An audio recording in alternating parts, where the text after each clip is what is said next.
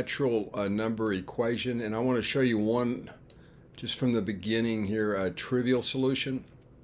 You can almost tell just by looking at it, but 2 comma 18 would be what they call the trivial solution, because when you substitute 2 in right here, you get 4 minus 4, which is 0, and so we actually get 0 equals to 0. Of course, if you put 18 here, 18 squared is the same as 18 times 18. So this is what they call a trivial solution in many cases, but we're trying to find the non-trivial solutions, all ordered pairs of natural numbers. And natural numbers, folks, are positive integers. Okay, now, y'all, there's more than one way to do this, of course, but I wrote this as a quadratic equation in the variable m, and you could have done it just as well for n. Now, notice right here that there's an understood 1 in front of this, right? And so that would behave like the a in the quadratic formula, right? And then the 2 would behave like the b in the quadratic formula. And this entire, let me just put this in parentheses, this object here is a constant with respect to the quadratic variable m, so we can call this parenthetical quantity c, right? If you'll notice here, I wrote down the quadratic slightly differently. I like this. I saw Michael Penn do this. Rather than write it as a fraction over 2, just multiply by 1/2. And this is the b squared minus 4ac form. B squared 4ac, if you look carefully at the a, b, and c choices right here. Okay, now I won't bore you too much. One thing we did that made the problem a little easier is we did a complete the square step right here, and I'll just call that CTS, folks, for complete the square. Now it looks a little mysterious, but it's just easier to work with a perfect square inside the radicand. Notice that minus 9 squared is 81, minus 80 is the one that you see right there. Okay, so everything's legitimate. We have a perfect square inside the radicand.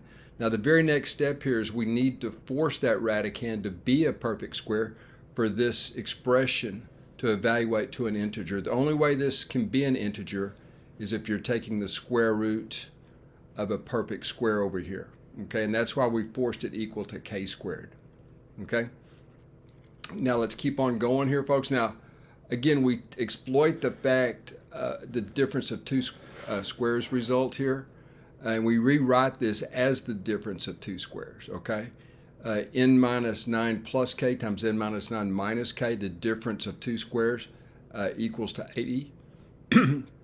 Now, on this very next line, this part's kind of fun. I like this. We equate each factor with the corresponding factorizations of 80. And now there's 10 divisors of 80, which is not hard to verify. So you have 5 divisor pairs. So you set the first factor, the difference of two squares results, equal to 1. You set the second factor equal to 80. We're going to do this all the way through. Okay, now what you do, you can add equals to equals. So when you add this to this, the k's cancel. And then you have minus 9 happening twice, so you actually have 2n minus 18 equals to 81, because 80 and 1 are factors, and you add them together also. But notice that this leads to n equals to 99 over 2. 81 and 18 is 99, folks, so you get 99 over 2. Okay, so this is not going to be a natural number, right? 99 over 2 is a fraction. And if you want to, you can say it's not a member of the set of natural numbers, okay? So it's a fractional solution, but it's not what we're looking for, okay? So it's not a member of the natural numbers. Now, in a similar fashion right here, folks, you'll get, and just like we carried on right here, and again, I'll leave out a few of the details, you'll get 2n is equal to 60.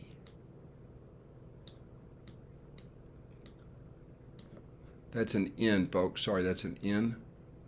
2n is equal to 60,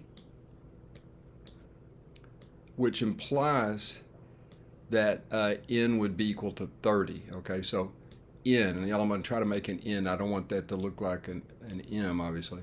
So n equals to 30, right?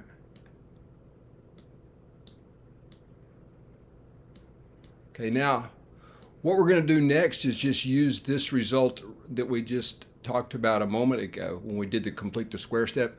We know that n is equal to 30 right here. We know that n is equal to 30. So notice that this would make 30 minus 9 right here. If n is equal to 30, that would be 30 minus 9, which is what, 21? And folks, when you do all the arithmetic, right here, let me just come down right over here, you'll get m is equal to 20, okay? Sorry, I can't write today. You would get that m equals 20. Now again, in the name of clutter, I'm going to try to avoid writing, but you guys can check it out. If you put 30 right here, you get 21 squared, which is like 441. Subtract that from 80, and what do you get? You get 361. The square root of 361 is 19, and 19 and 1 is the 20 that you see right here. So these are a pair of solutions. M equals 20. That's one pair of solutions. Okay, n equals 30 and m equals 20. Now right here, folks, in a similar fashion, we carried on in a very similar fashion. I'll just write down the result you guys can verify. You would get 9, 21, okay?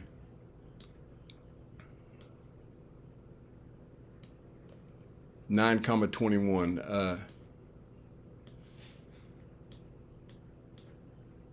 And this is the m value, and this is the n value, okay? Now again, folks, if you don't see it, just remember it's the very same process. You would have 2n equals to 36, I believe, right here. You got 24, add these two up and you get 24, add 18 to that and you get 42, excuse me. So this actually comes from 2n equals to 42. God, makes me yell, that's supposed to be an n. 2n is equal to 42.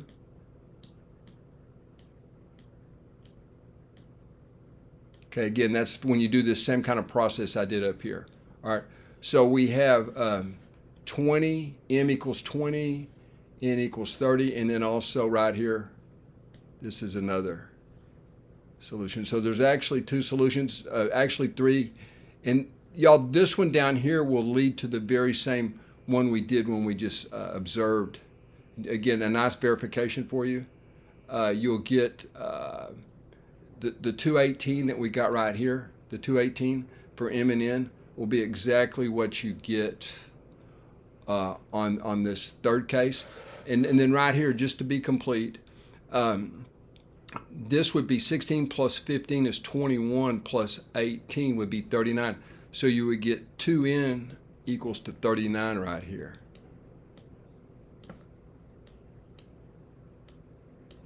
And again, that would lead to a fractional circumstance, which we're not interested in. That would say that n is equal to 39 over 2.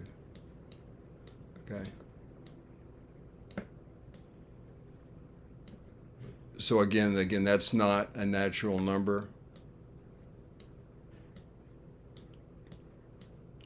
And y'all, let me just double check here the workout. I think I did that right. 16 and 15 is 21. And then if you add 18 to that, you get 39. So yes, this looks correct. So folks, the final answers, and let me just write it in a neater form for you. You get 921 as an m and n coordinate that's a solution. And you also get 20, 30.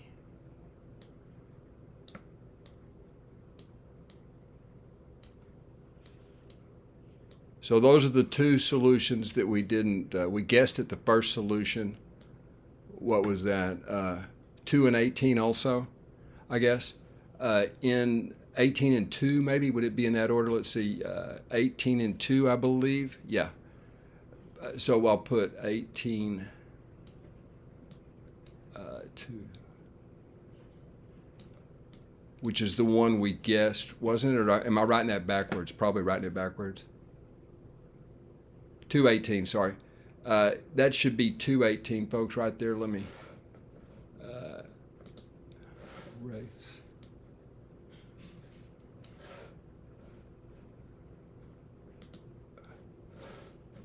So this would be 218.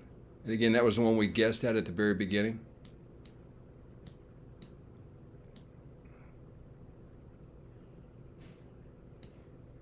Okay, and then what else? I think that's it, folks. So these are the answers right here.